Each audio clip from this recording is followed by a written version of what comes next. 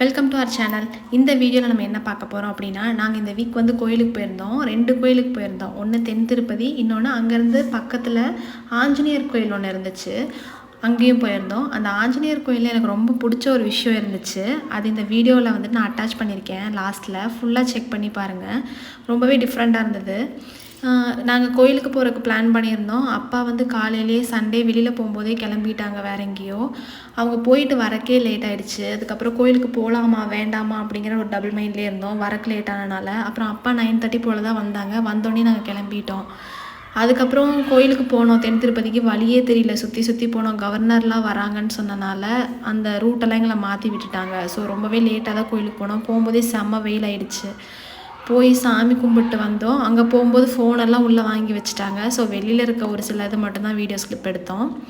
அப்புறம் சாமி கும்பிட்டு அங்கேயே பிரசாதம் வாங்கி சாப்பிட்டு லட்டெல்லாம் வாங்கிட்டு வந்துட்டோம். வெளியில் வந்தோன்னா விளையாட்டு ஜாமான் கடையை பார்த்துட்டான். என் பையன் அங்கே போனோன்னா அது வேணும் இது வேணும்னு கேட்க ஆரம்பிச்சிட்டான். மோஸ்ட்லி அங்கே இருந்த எல்லாமே அவன்கிட்ட இருக்குது. அதனால் எது வாங்குறதுன்னு அவனுக்கே தெரியவே இல்லை. எங்கள் லியானுக்கு கூட எந்த ஒரு விளையாட்டு திங்ஸும் வாங்கினதே கிடையாது. நருணுக்கு ஆல்மோஸ்ட் எல்லாமே வாங்கிட்டோம். இருந்தாலும் அவனோட சாட்டிஸ்ஃபேக்ஷனுக்காக போய் ஏதாவது ஒன்று வாங்கணும் அப்படின்னே உள்ளே போனான். அப்புறம் அங்கே போய்ட்டு பால் எல்லாம் வாங்கிட்டு வந்தான். அதோடு அங்கேருந்து நாங்கள் கிளம்பிட்டோம்.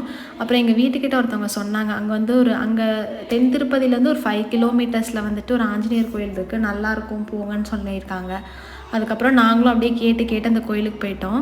ஸோ நான் சொன்னேன்ல லாஸ்ட்டில் ஒரு வீடியோ கிளிப் ஆட் பண்ணியிருக்கேன். இந்த கோயிலில் வந்துட்டு மரத்தில் சின்னதாக ஸ்ரீராம ஜெயம் அப்படின்னு சொல்லிட்டு எழுதி மாட்டி வச்சுருந்தாங்க. இது வந்து அந்த மரம் ஃபுல்லாக இருந்துச்சு. ஆக்சுவலாக அது என்ன மரம்னு எனக்கு தெரியல.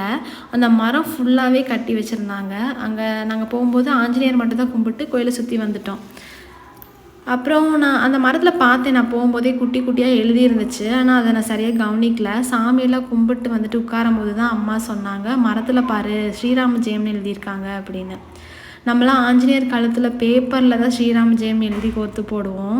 அதுதான் நான் பார்த்துருக்கேன். இந்த மரத்தில் வந்துட்டு ஸ்ரீராம ஜெயம் எழுதியிருந்தது ரொம்பவே அழகாக இருந்தது. மரமே வந்துட்டு க்ரீன் ஆரஞ்சும் சேர்ந்து சூப்பராக இருந்தது.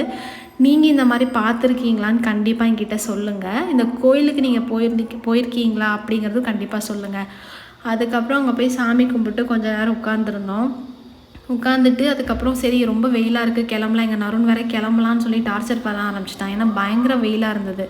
அதோடு அங்கேருந்து கிளம்பிட்டு வரும்போது இளநீ வேணும்னு கேட்டான். இளநியை குடிச்சிட்டு டைம் ஆகிடுச்சு கிளம்பும் போதே. ஸோ அப்படியே ஃபுட்டும் ஆர்டர் பண்ணிட்டோம். அதோட வீட்டுக்கும் வந்தாச்சு. ஸோ இதே மாதிரி நிறையா வீடியோஸ் பார்க்குறக்கு நம்மளோட சேனலை சப்ஸ்கிரைப் பண்ணிக்கோங்க. டாட்டா பாய்.